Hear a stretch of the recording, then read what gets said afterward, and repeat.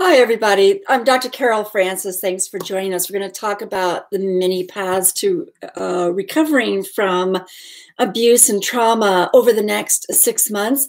My book on the same topic, Paths to Recovery from Abuse After Abuse and Trauma, is going to come out. And there's also going to be, I'm being joined by a cat.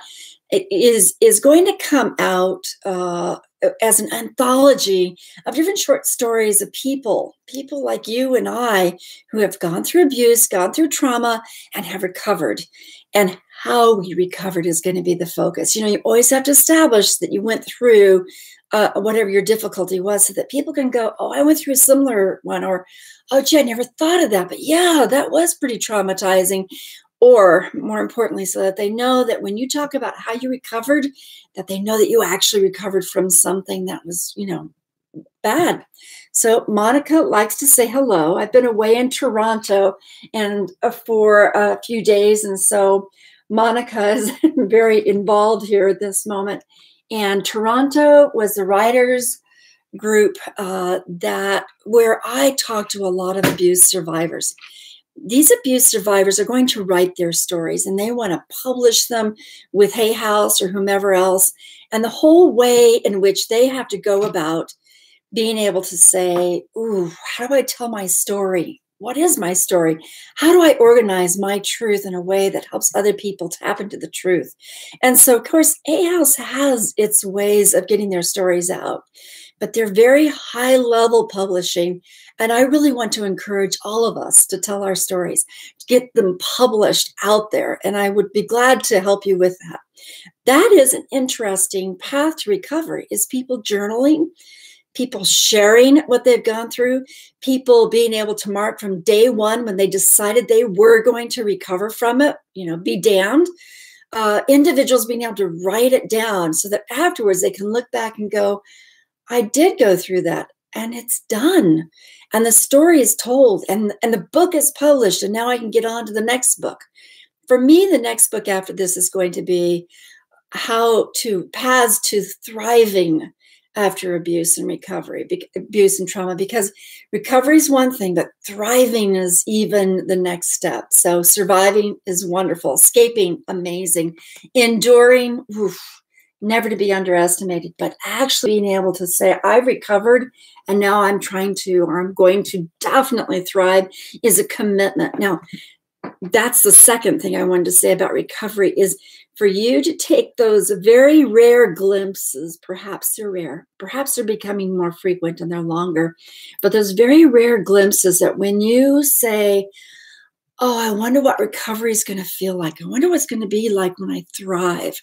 Now, individuals who have gone, for example, had to live in the imagining of what it would be like when they were rescued. Individuals who had to escape certain traumas and abuses also had to have, I can escape. And what am I going to escape to and how I'm going to escape to? Because all of our ability to recover, all of our ability to thrive, to escape, to survive, comes from this ability to use this imagination we have. And your path to recovery, in part, is going to be better activated when you can engage your imagination about who you're going to be when you have recovered. Who are you going to be when you're thriving? And whether you reach all those goals or not is not nearly as important as you being able to envision yourself as that new person.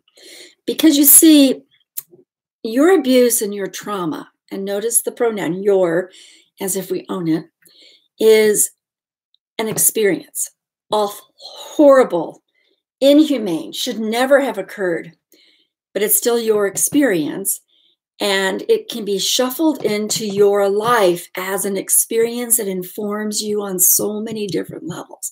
Not only informs you and enlightens you, but can enlighten others as well.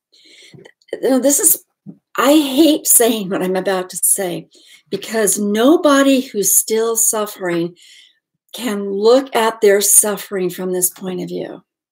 And I never want to glamorize going through abuse and trauma. I never even want to say that it's a good thing. But when you're recovering, and especially when you're thriving, you are able to walk through your experiences and pull out the aspects of it that made you stronger and better and more grateful and more valuing of the things that really matter in life, or made you realize how powerful you actually were and you'd lost that. Also, your recovery is very similar, because as you recover more and more and more of who you are and create the new you that you're going to be, where you own yourself as a soul and this human being, and you move way past owning the abuse or trauma, or said differently, letting the trauma and abuse own you. You move past it. And in the very acts of passing through into the recovery, passing through recovery into thriving, you also learn a tremendous amount. You groom a tremendous amount of who you are. It is not any different on a simplistic level as when you decide to work out. If you wanted to bodybuild, I met an amazing boxer at Hay House. I'm so looking forward to interviewing her for you, and also because her story is amazing. And she did not talk about any abuse or trauma, but what she did talk about was taking people who were in lousy shape and in 12 weeks boxing them into this really amazing body. That ability to find your power, to find your center, to understand the ergonomics of your body, to develop strength, to develop the capacity to hit and impact, to have a difference on your world where you have some control and impact and influence, is part of the recovery process.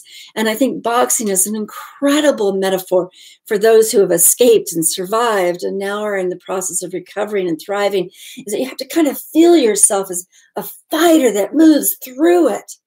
Now, I know that we often hear people talk about war on peace.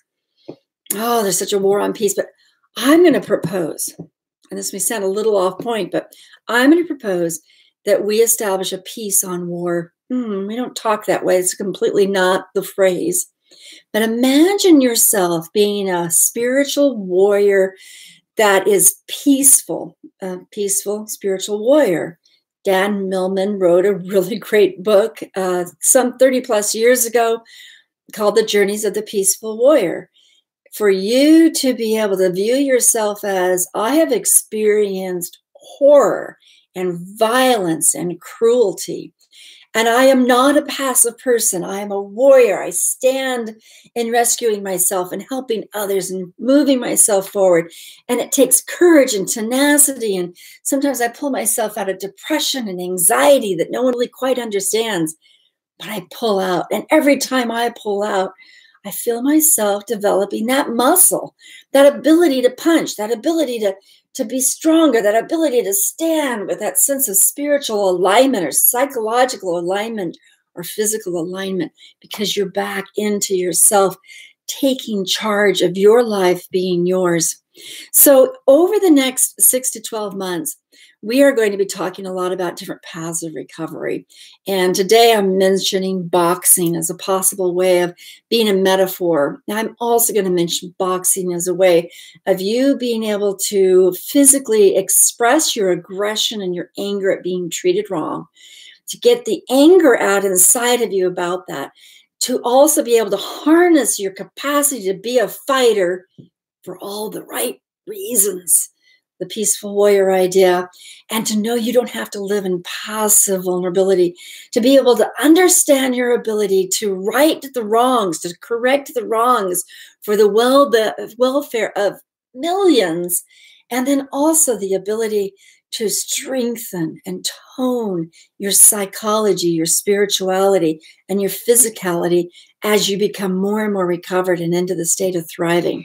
And these are attitudes that if you imagine them, even if you're in a horrible state, if you can imagine, what would I be like on the other side of this horrible situation? When I escape, what can I be like? Begin to imagine it, because it's that image that you have that's going to be able to carry you through the horrible times and also be able to walk you into that you really, we all long to see. So welcome to this moment with me, we are going to walk these paths together. And as many survivors as there are to abuse and recovery of all sorts, there are likely that same many paths. I would very much like to receive your anonymous 2-page description of what you went through and how you're recovering. What are your current tools that you're using? These tools may not be the best tools for you in 10 months, but they're working now. And as you keep envisioning the ever developing and blossoming individual, then maybe you can know this today. This helps me get out of this process. I wrote a book with Mary O'Malley and 26 authors, 26 of us all together, called Your Soaring Phoenix. It's just a wonderful spiritual book, anthology of 42 different spiritual ascension tools. But just think for a moment that your recovery is like the myth of the phoenix. The phoenix dies by way of bursting into a horrible flame that burns it into ashes, and the beauty of that animal is done and dead. And then out of the ashes bursts this beautiful new version of the phoenix. And that's you. Talk to you later. Dr. Carol Francis, thanks for joining me.